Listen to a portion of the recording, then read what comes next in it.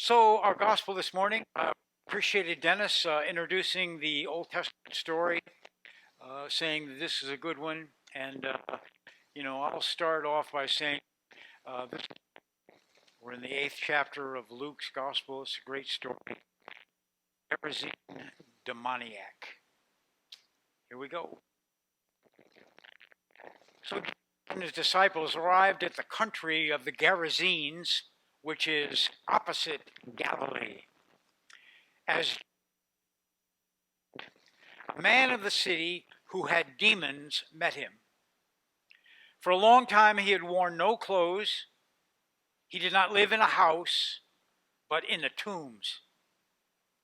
When he saw Jesus, he fell down before him and shouted at the top of his voice, "What have you to do with me, Jesus, Son of the Most High God? I beg you, do not torment me." For he had commanded the unclean spirit to come out of the man. Many times it had seized him. He was kept under guard and bound with chains and shackles, but he would break the bonds and be driven by the demon into the wilds. And then Jesus asked him, "What is your name?" And he said, "Legion," for many demons had entered him. They begged him not to order them to go back into the abyss. Now, there on the hill, a large swine was feeding, and the demons begged Jesus to let them enter the swine.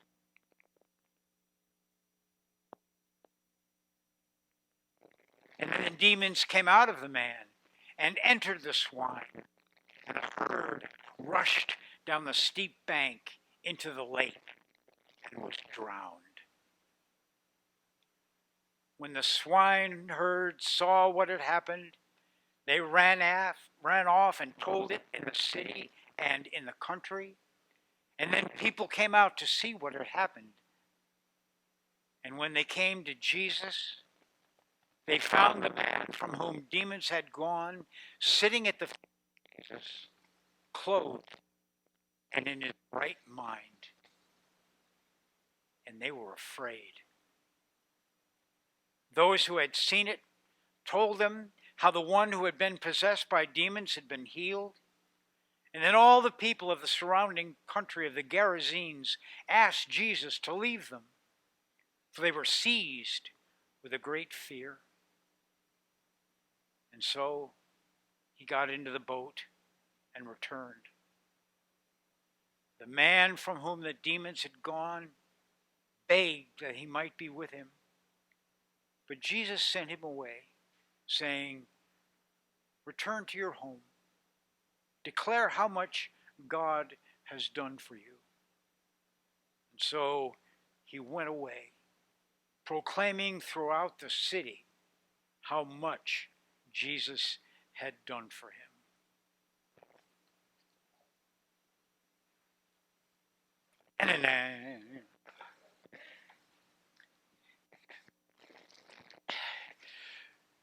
So this is one of the great stories, really one of the great stories. And when I first came across it last week, I thought, really? Do you have to preach this again? And it's one of those deals where, there's some place you really don't want to go, but when you do go, you're really glad that you went there. And, one of the commentaries that I consulted this week said about the story, started off by saying, this is the kind of thing that directors like Steven Spielberg pray for. And it really does. I mean, it's cinematic in its scope. Here you have this wild man living in tombs, covered with bruises. They try to chain him, just unrestrained, shrieking and howling. You can imagine little kids like terrified, adults, and then Jesus steps out of the boat. You notice that the boys don't get out of the boat. Jesus gets out of the boat, and the demon comes up to him and all that. And I thought, this really is cinematic. Really, it's great storytelling. And I went up to see if there were any clips on the Gerasene demoniac, and they're just terrible, just terrible. The guy that plays the some of the actors that play the demoniac are like these shriveled up little weak like kind of guys like that, and Jesus looks kind of hokey. And the human adaptations where they try to get actors, people to actually be Jesus in it doesn't work. But there was an animation that wasn't too bad, and because it's so graphic, because it's such a physical and imaginative story, I thought I'd show you the animated version because on a scale of 1 to 10, I'm thinking 6 or 7. It's not bad. All yours, Nate.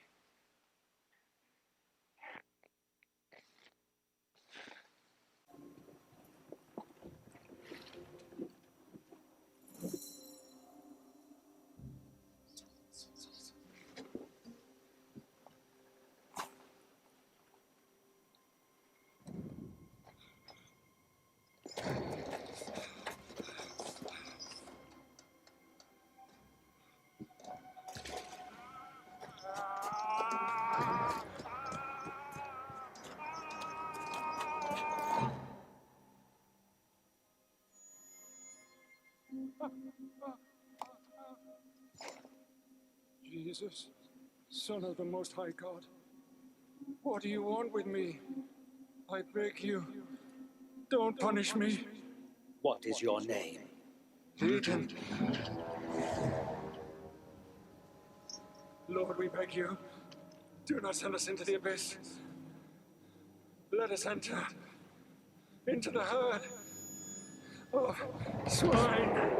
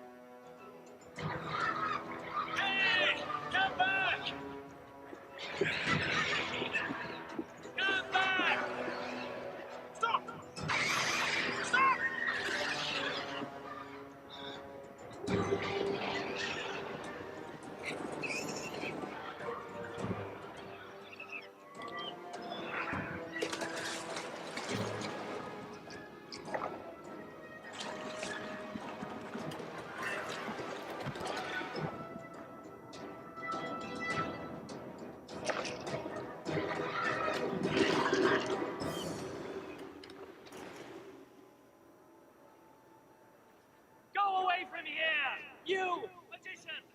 Leave us!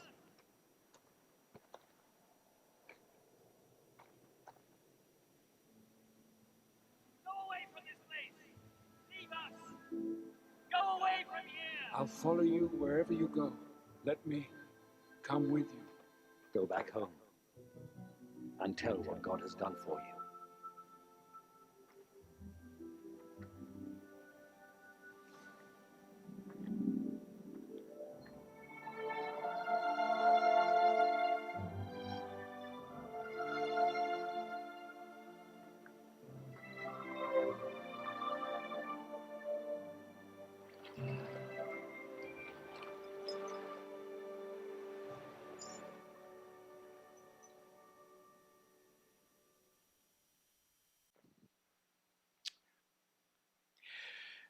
Naked, shrieking out of his mind, living in tombs, to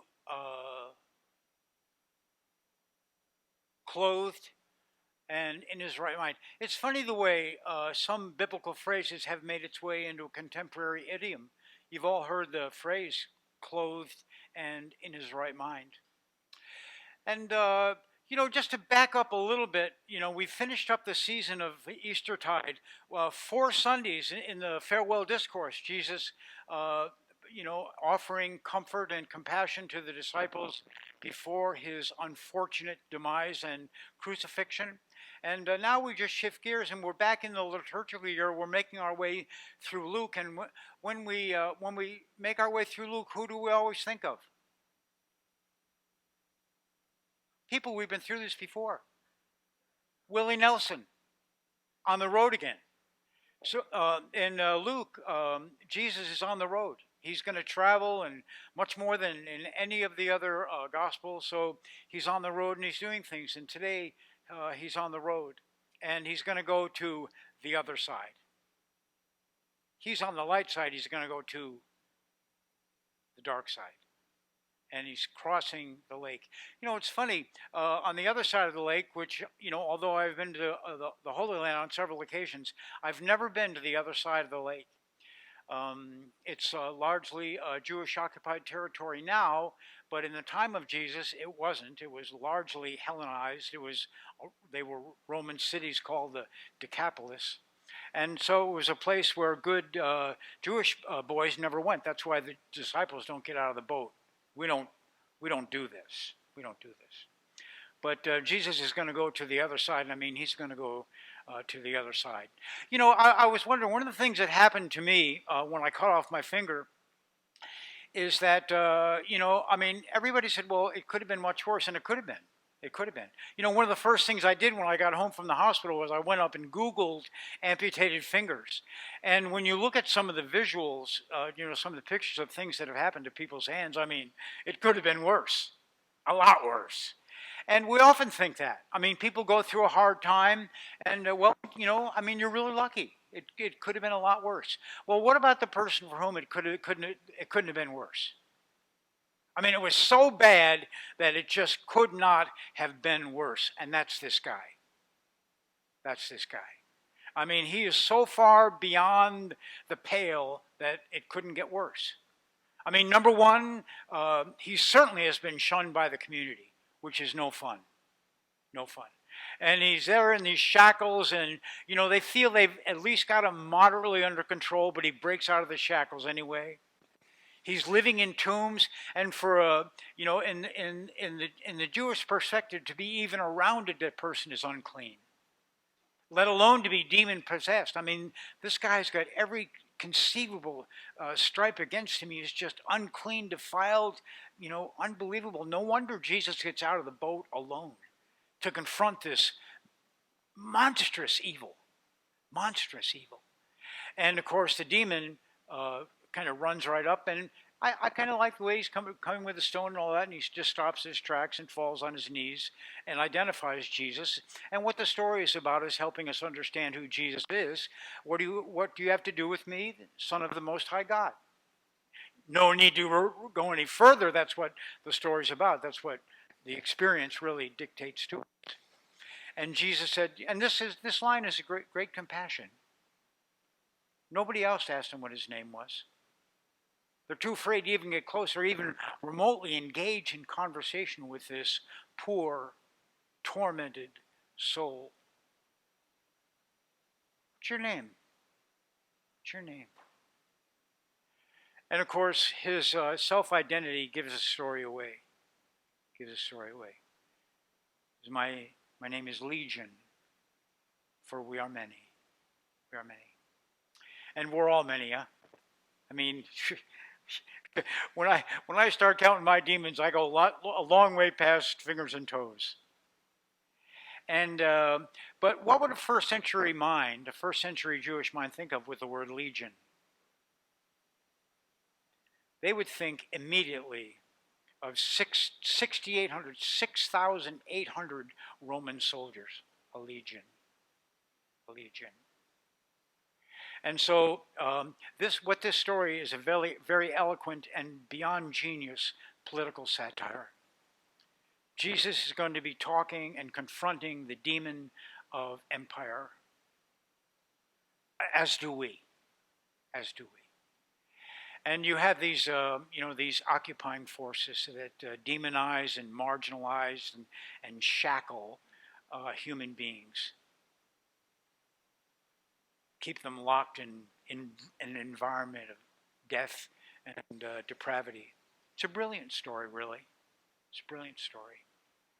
And it's a way of Luke that Luke had of, perhaps even humorously poking funs at the Roman Empire and the enslavement of the Jewish people. The temple had been destroyed. The temple had been destroyed.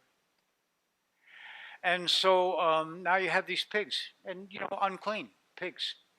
Who eats pigs? Soldiers. Soldiers eat pigs. A lot of them. A lot of them. And they say that the agriculture, once you get actually out of the sea, up above the cliff, that it's quite conceivable that a herd of that size would have been able to graze there.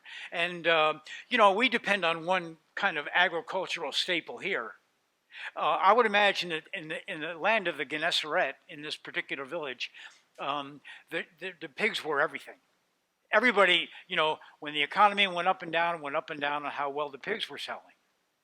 And so, once again, Jesus is going to have an impact on the local economy. People don't like that.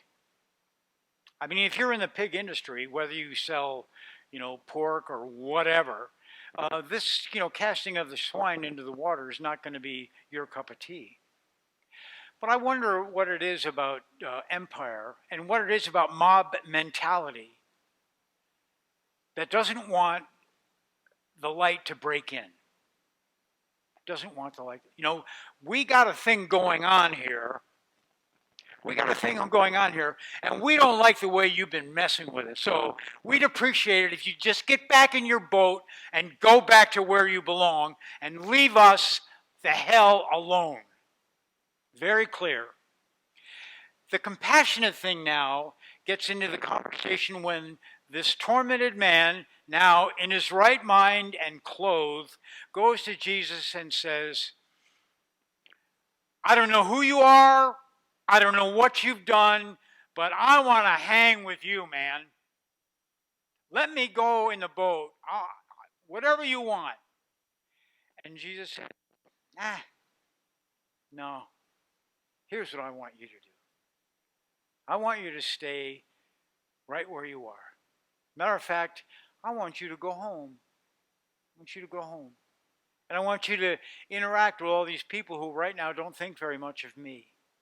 And I want you to tell them what's happened here today.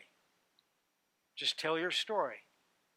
And it turns out that there's a Byzantine monastery, quite large, that in the 5th century was built on that very site. And rumor has it, tradition has it, that Christianity in the earliest centuries had an upsurge in that particular neighborhood. I wonder why. So, okay, we've got a great story on the surface, and Luke, really among the gospel authors, he's the master storyteller. I mean, Luke is the one that gives us the story of the prodigal, the woman who lost the coins, the sheep herder who lost the single sheep. Luke is the one that gives us the story of the Good Samaritan, of the pilgrim who's walking on the road from Jerusalem down to Jericho. Again and again, Luke tells these great stories, and this is among them, perhaps one of the greatest. What is the warning? What is the warning? What do we got today? Juneteenth? Juneteenth? All of you know what happened. It was interesting. I was listening to an African American woman. She teaches history at Harvard. And she was asked. She was interviewed. What is Juneteenth? Juneteenth. And she happens to be a resident of Texas, and is keenly aware of the history of Juneteenth and how finally the Union Army went into Texas and said, slavery is over. Slavery is over. And Texas didn't want to hear it then. Surprised? Jesus messed with their economy. And they still don't really appreciate it. There's a lot of people from Texas don't want to talk much about Juneteenth. And we don't want to talk much about it. We don't want to talk much. We're citizens of an empire. It's an empire. It's a top-down empire, no different than Julius Caesar and the whole deal. And there are ways that Jesus messes with the economy. You can't treat people like slaves. What are you kidding me? Human beings? You can't do that. You can't marginalize people because of their ethnicity or your prejudice against them. You don't get to feel better about a human being, about yourself because you feel you're better than somebody else. You don't get to do that. Not and consider yourself a citizen of the kingdom of heaven. No way. You don't get to marginalize people and shackle them in poverty for generations and generations. You don't get to do that. Matter of fact, it's just the opposite.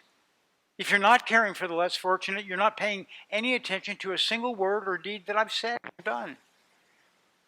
And so, we're all kind of locked up, I think. It's interesting to me that one of the first conversations that a congregation would have with a prospective clergy member is their salary. What kind of a pension am I going to get? What kind of medical insurance? How am I going to live? I mean, the first concern is for the financial well-being of a clergy person. How institutionalized is that? And when the tables are really reversed and you get the church as a huge institution that bears down on unfortunate people and excludes them, that's when the whole thing is run completely off the rails. So there's big lessons in this story for me. Not sure how it all sits with you, but this story is it's unsettling. It's unsettling.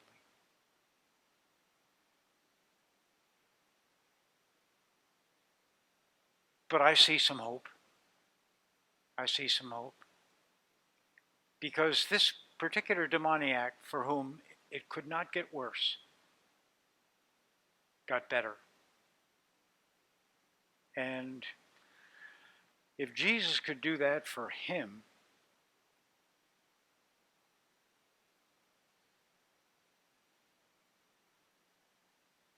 I don't know.